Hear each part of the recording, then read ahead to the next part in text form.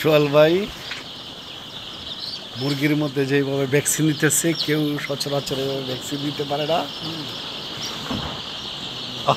সোহেল ভাই খুব সুন্দর করে ভ্যাকসিন দেয়। এই যে দেখেন কর্ক মুরগিগুলো, লেয়ার মুরগি না কর্ক মুরগি সোহেল ভাই? ও সোহেল ভাই কি মুরগি? পাউমি না?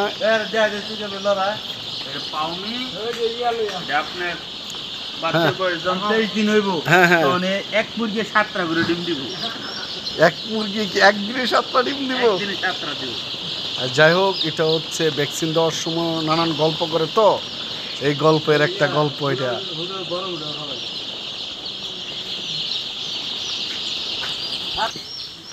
ভ্যাকসিন দেওয়ার পর শেডগুলো পরিবর্তন করে নতুন পানি দিতে হয়। দেখেন মুরগি কীভাবে ভ্যাকসিন দেওয়ার পরে। আচ্ছা, সোহেল ভাই অনেক গল্প করে, তো মুরগির যখন ভ্যাকসিন দেয় তখন নানান গল্প করে। এর মধ্যে অনেক গল্প যেগুলো নাকি বাস্তবে এত সত্য না। যেমন সোহেল ভাই কিছুক্ষণ আগে বললো যে এক মুরগি নাকি 7টা ডিম দেয়। সময় আছে রাতে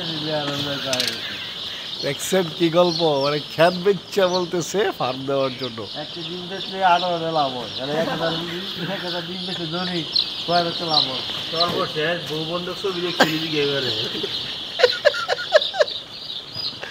দেখছেন সোহেল ভাই সর্বশেষ বলতেছে যে বউ বন্ধক ছবি। তার মানে যারা যারা বউ বন্ধক ছবি দেখেন নাই তারা আজই ডাউনলোড করে বউ বন্ধক ছবিটা দেখে দিয়ে বউ বন্ধক ছবিটা দেখবেন। যে অবস্থা আমাদের লেয়ার পারলে কমাল এই অবস্থা। আচ্ছা, যাই লেয়ারের যে দুর্ভোগ, মানে এটা কি ভালোর জন্য আপনি বউ বন্ধকের কথা বলতেছেন না খারাপের অবস্থার জন্য, কোনটা? আচ্ছা, যাই হোক দর্শক, আপনারা সবাই ফার্ম করে দেখবেন যে কি লাভ। বউ কেড়ে বন্ধক দম লাগে। সোহেল ভাইয়ের গল্পটা আসলে খুব ভালো।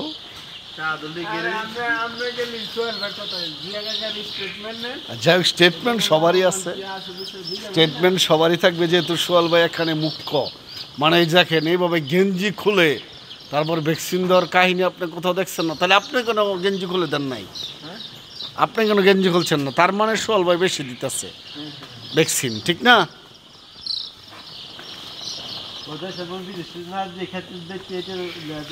যাই হোক, কেউ আর বিদেশ না গিয়ে দেশের মধ্যে সাউথ আফ্রিকা যাবো কোনো, কানাডা যাবো কোনো, 20 লাখ টাকা করছে, 20 লাখ টাকা 4,000 লেয়ার দিতে পারি আমি। 4,000 লেয়ার বিদেশে আমার